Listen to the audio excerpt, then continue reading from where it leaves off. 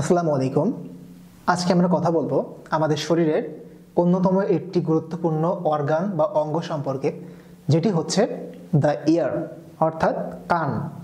তো কান সম্পর্কে আজকে আমরা কি জানবো, আমাদের কানের কয়টা অংশ এবং প্রত্যেকটা অংশের কাজ কি, কোথায় কি আছে সেটি সম্পর্কে। তো দেখো, কানকে আমরা ভাগ করতে পারি মেনলি তিন ভাগে। একটি হচ্ছে সবার বাইরের যে অংশটি, একটা মাঝখানে যে অংশ থাকে এবং ভিতরের দিকে যে অংশ থাকে, অর্থাৎ এক্সটার্নাল ইয়ার বা বাইরের অংশ, মিডল ইয়ার বা মাঝখানের অংশ, আরটা হচ্ছে ইন্টারনাল ইয়ার বা ভিতরের অংশ। এখন চলো ফার্স্ট আমরা জানি যে বাহিরের অংশে কি কি আছে। তুমি তোমার নিজের শরীর দিয়ে চিন্তা করো যে আমাদের কানের বাইরের দিকে কি থাকে। একটা বড় কুলার মতো অংশ থাকে, তাই না? বড় একটা কুলার মতো একটা অংশ থাকে। এটি হচ্ছে এক্সটার্নাল ইয়ারের একটি পার্ট, যাকে আমরা বলি পিনা, PINNA, পিনা। এই পিনার কাজ কি? তোমরা দেখবা যে মোবাইল ফোনের যে টাওয়ারগুলো থাকে, এই টাওয়ারগুলোতে বিভিন্ন ডিরেকশনে, বিভিন্ন দিকে মুখ করে বিভিন্ন ডিস্ক বসানো থাকে সাদা কালারের। ওই ডিস্কগুলো দেখবা একটু অবতল, অর্থাৎ এরকম এরকম কিছু ডিস্ক বসানো থাকে দেখবা ওই টাওয়ারে। এই ডিস্কগুলোর কাজ কি? তারা বিভিন্ন দিক থেকে মানুষ যখন মোবাইল করে তখন ওই সিগন্যালগুলোকে তারা ধরে রাখে, তারা ওখানে ধরে একটা নির্দিষ্ট জায়গায় প্রেরণ করে। তাহলে এই সিগন্যালকে ধরা, সাউন্ডকে ধরা, এইটার কাজই করবে হচ্ছে আমাদের কানের এই পিনা। এই জন্য তুমি দেখো যে ওই যেরকম টাওয়ারের ডিস্কগুলো অবতল, ঠিক তেমনি আমাদের এই পিনার যে পার্টগুলা, তোমার কানের বাইরের যে অংশগুলা দেখবা সেগুলো একটু গর্ত গর্ত। এগুলো গর্ত, অর্থাৎ গর্ত মানে কি? অবতল। সো সে বিভিন্ন জায়গা থেকে আলোগুলোকে শব্দগুলোকে কালেক্ট করে কানের ভিতরে প্রবেশ করে। এখন এই পিনার যে অবতল অংশগুলা, এগুলো দেখবা যে একেবারে স্মুথ না। এটা হচ্ছে কোনো কোনো জায়গায় একটু অবতল বেশি, কোনো জায়গায় একটু কম। এমন কেন? কারণ তারা বিভিন্ন ডিরেকশন থেকে সাউন্ডগুলোকে শুনে। যেমন দেখো, তোমাকে সামনে থেকে ডাকলেও তুমি শুনতে পাও, পেছন থেকে ডাকলেও শুনতে পাও। তার মানে কি? সে বিভিন্ন ডিরেকশন থেকে সাউন্ডগুলোকে অ্যাবজর্ব করে, ধরে রাখে। এখন যদি তুমি একটা মানুষের জাস্ট দেখো, শোনার কাজটা কি আমাদের এই বাইরের অংশ করতেছে? না, শোনার কাজটা কিন্তু করে এই ভিতরের অংশ। কিন্তু যদি তুমি একটা মানুষের এই বাইরের অংশটা কেটে ফেলো, এই কানের যে বাইরের এই যে পিনাটা যদি কারোর কেটে ফেলো, সে কিন্তু আর শুনতে পাবে না। কারণ কি? সে শব্দকে ধরতেই পারবে না। এই ছোট একটা ছিদ্র দিয়ে যে পরিমাণ সাউন্ড ভিতরে প্রবেশ করবে, সে সবকিছু মানে ভু ভু করার মতো শুনবে, সে কোনো শব্দকে ক্লিয়ারলি আর বুঝতে পারবে না। এখন পিনার পরে আমাদের যে অংশটা পাই সেটি হচ্ছে ক্যানেল। দেখো, এটা হচ্ছে সাউন্ডের ক্যানেল। এই পথ দিয়ে শব্দ ভিতরের দিকে প্রবেশ করবে। এই ক্যানেলের দুইটা অংশ থাকে, একটি হচ্ছে তরুণাস্থি দিয়ে তৈরি এবং একটি হচ্ছে অস্থি দিয়ে তৈরি। এই পিনাটাও কিন্তু একটা তরুণাস্থি, এটাকে বলা হয় ইলাস্টিক কার্টিলেজ। আমাদের বডিতে তিন ধরনের কার্টিলেজ থাকে, একটা হচ্ছে ইলাস্টিক কার্টিলেজ, একটা হচ্ছে হায়ালিন কার্টিলেজ, একটা হচ্ছে ফাইব্রো কার্টিলেজ। তো ইলাস্টিক কার্টিলেজ হচ্ছে এই ইয়ার। আর একটা আছে ইউস্টেশন টিউব, যেটা দেখো এখানে, এই যে এটা ইউস্টেশন টিউব, এটাও কিন্তু ইলাস্টিক কার্টিলেজ। আমি মনে রাখতাম হচ্ছে যে ইলাস্টিক কার্টিলেজের ই মানে এর উদাহরণও হচ্ছে সবাই ই। যেমন দেখো, এই যে ইয়ার শুরু হয়েছে কি দিয়ে? EAR। আর দেখো ইউস্টেশন টিউবও শুরু হয়েছে কি দিয়ে? ই দিয়ে। আর একটা হচ্ছে এপিগ্লটিস, ওই যে গালের ভেতরে হা করলে দেখবা একটা আলজিওবা থাকে, ওটাকে বলা হয় এপিগ্লটিস। তাহলে দেখো যে ইলাস্টিক কার্টিলেজের উদাহরণ তিনটা ই দিয়ে শুরু, নিজে ই, আবার সবার উদাহরণ হচ্ছে ই। এখন এই যে কার্টিলেজ বা তরুণাস্থি, সেটা থাকবে হচ্ছে বাইরের 1/3 এই ক্যানেলের বাইরের 1/3 থাকবে হচ্ছে ইলাস্টিক কার্টিলেজ এবং ভিতরের 2/3 হচ্ছে বোন বা হাড্ডি। এখন এই পর্যন্ত হচ্ছে আমাদের এক্সটার্নাল ইয়ার বা বাইরের ইয়ার। এখন এর পর থেকে শুরু হবে আমাদের মিডল ইয়ার। তো মিডল ইয়ার এবং এক্সটার্নাল ইয়ার, অর্থাৎ বাইরের অংশ এবং মাঝের অংশের ভিতরের যে ব্যবধায়ক পর্দা, যে পৃথক করে রাখছে, যে ডিফারেন্স তৈরি করছে, সেটিকে আমরা বলবো ইয়ার ড্রাম বা কানের পর্দা।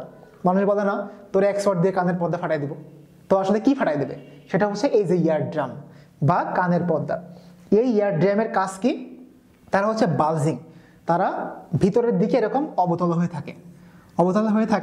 তারা এই যে সাউন্ড আসে এই সাউন্ডটাকে ধরে, বাইরে থেকে যখন পিনা সাউন্ডটাকে ধরে এই ক্যানেলের ভিতর দিয়ে এর কাছে পাঠালো, তখন এই সাউন্ডগুলোকে ক্যাচ করে এখন কিন্তু এটা শব্দ তরঙ্গ, এই শব্দ তরঙ্গকে সে ভাইব্রেশন তৈরি করতে সাহায্য করে। ভাইব্রেশন কীভাবে তৈরি করে দেখো, এই যে কানের ইয়ার ড্রাম বা টিম্প্যানিক মেমব্রেন, এই টিম্প্যানিক মেমব্রেনটা হচ্ছে বাইরের ইয়ার আর মাঝের ইয়ারের মাঝে ব্যবধায়ক। তাহলে মাঝের ইয়ারে থাকে আমাদের তিনটি অংশ, তিনটি হাড় থাকে। একটা হচ্ছে ইনকাস, একটা হচ্ছে ম্যালিয়াস, আর একটা হচ্ছে স্টেপিস। এই তিনটি হাড় দিয়ে তৈরি হয় আমাদের মাঝের ইয়ার বা মাঝের কান। তো এই তিনটা হাড়ের যেটি হচ্ছে ম্যালিয়াস, সেটি লাগানো থাকে এই টিম্প্যানিক মেমব্রেনের সাথে। খেয়াল করো, দেখো এইটা হচ্ছে আমাদের ম্যালিয়াস। এই ম্যালিয়াস দেখো একদম লাগানো আছে এই টিম্প্যানিক মেমব্রেনের গায়ে। সো যখন এই টিম্প্যানিক মেমব্রেন একটা সাউন্ডকে ক্যাচ করবে, তখন কিন্তু এই সাউন্ডটা ভাইব্রেশন হয়ে এই ম্যালিয়াসের কাছে প্রথমে যাবে, তারপর ম্যালিয়াস থেকে ইনকাস হয়ে সেটি স্টেপিসের কাছে যাবে। তাহলে এই যে তিনটা হাড়, এই তিনটা হাড় কেন এখানে ইম্পর্টেন্ট?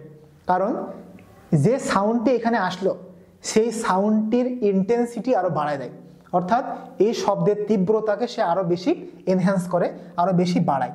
তাহলে এই জন্য আমাদের এখানে এই তিনটা হাড্ডি দরকার। এখন এই তিনটা হাড্ডির ভেতরে আমাদের একটি হাড় আছে যাকে বলা হয় স্টেপিস। মনে রাখবা, এই স্টেপিস হচ্ছে আমাদের শরীরের সবচেয়ে ছোট হাড়।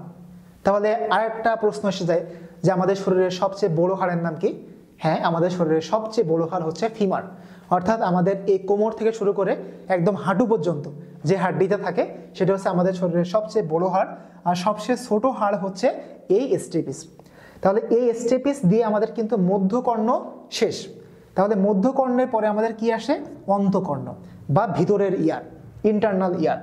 এই ইন্টারনাল ইয়ারের ভিতরে থাকে কিছু মেমব্রেন, কিছু হাড্ডি, অর্থাৎ কিছু থাকে ওসিকল বা হাড্ডি এবং কিছু থাকে মেমব্রেনাস পার্ট। এটা আমাদের জানার জন্য খুব একটা ইম্পর্টেন্ট না। তবে একটা বিষয় সেটা হচ্ছে এই যে ককলিয়া। এই ককলিয়াটা কি? এই ককলিয়া হচ্ছে মেনলি শুনতে সাহায্য করে। এরা হচ্ছে মেনলি এই শোনার অনুভূতি তৈরি করে কে? এই ককলিয়া। আর এই অনুভূতিটা আলটিমেটলি কান তো কোনো জাস্ট ক্যারিয়ার, সে একটা মিডিয়া মাত্র। বাট আমরা শোনা বলো, দেখা বলো, সব কিছু নিয়ন্ত্রণ করে কি? আলটিমেটলি আমাদের ব্রেন। তাহলে এই যে শোনার অনুভূতি ককলিয়া তৈরি করলো, এই অনুভূতিকে আমাদের ব্রেনের কাছে পাঠাবে কিসের মাধ্যমে? এই অডিটরি নার্ভের মাধ্যমে। অডিট মানে হচ্ছে শোনা। সো সেই ক্ষেত্রে এই অডিটরি নার্ভের মাধ্যমে এটা আমাদের ব্রেনে পাঠিয়ে দেবে। ব্রেন তখন এই সাউন্ডটাকে শুনবে। এখন এখান থেকে আরেকটা ইম্পর্টেন্ট বিষয়, সেটি হচ্ছে ইউস্টেশিয়ান টিউব কি? ইউস্টেশিয়ান টিউব হচ্ছে দেখো যে এটি এই মধ্যকর্ণের সঙ্গে একটি পথ কানেকশন। ইউস্টেশিয়ান টিউব হচ্ছে মধ্যকর্ণকে একসাথে একপাশে যোগ করছে। আর এইখানে আছে আমাদের নাকের একটা অংশ, আমাদের নাকের একটা অংশ আছে ঠিক এখানে। তাহলে ইউস্টেশিয়ান টিউব দিয়ে আমাদের মধ্যকর্ণের সাথে যোগসূত্র হয়েছে কার? নাকের। তাহলে এটার কাজ কি? এটার কাজ হচ্ছে দুইটা বিষয়ের মধ্যে, অর্থাৎ নাক এবং কানের মধ্যে যে প্রেশার, এই প্রেশারটাকে ব্যালেন্স করা। এই যে মধ্যকর্ণ বা হচ্ছে আমাদের নাকের মধ্যে প্রেশারটাকে ব্যালেন্স করা। যেহেতু দেখো নাকটা কিন্তু এনভায়রনমেন্টের সাথে এক্সপোজ, অর্থাৎ নাকের সাথে কিন্তু পরিবেশের ডিরেক্ট সম্পর্ক। বাট এই যে মাঝের কর্ণের সাথে কিন্তু পরিবেশের সম্পর্ক নাই। তো যদি কোনো কারণে এখানে প্রেশারটা বেশি হয়, তাহলে এই পথ দিয়ে প্রেশারটা রিলিজ হয়ে এই প্রেশারটা কমে যায়। আবার যখন এখানে প্রেশারটা কমে যায়, তখন এইখান থেকে আবার প্রেশার যোগ হয়ে প্রেশারটা আলটিমেটলি বেড়ে যায়। এখন এই ইউস্টেশিয়ান টিউবের একটা ক্ষতিকর দিক হচ্ছে বাচ্চাদের ক্ষেত্রে, বাচ্চারা যখন মায়ের দুধ পান করে, তখন বিশেষ করে বাচ্চারা যখন শুয়ে শুয়ে যখন দুধ খায়, তখন দেখা যায় কি আমাদের গালের সঙ্গেও তো নাকের সম্পর্ক থাকে। সো তখন ওই দুধটা হচ্ছে গাল দিয়ে নাকে যায় এবং নাক দিয়ে ওই দুধটা তখন চলে যায় কোথায়? এই মধ্যকর্ণে। এই মধ্যকর্ণে তখন দুধটা চলে যায়, যে দুধ তো এখানে থাকার কথা না, তাই না? এখানে তো হাড্ডি থাকবে শুধুমাত্র। সো দুধ যখন এখানে চলে আসে, তখন এই জায়গাটা ইনফেকশন হয়। এখানে তখন ইনফেকশন হয়, ইনফেকশন হয়ে তখন এখানে একটা রোগ হয়, একটা ইনফেকশাস রোগ। তো এই মাধ্যমে হচ্ছে আমরা শিখে ফেললাম আমাদের কানের তিনটা অংশের উপাদান এবং তিনটা অংশের কাজ। তো আজকে এই পর্যন্তই, সবাইকে ধন্যবাদ।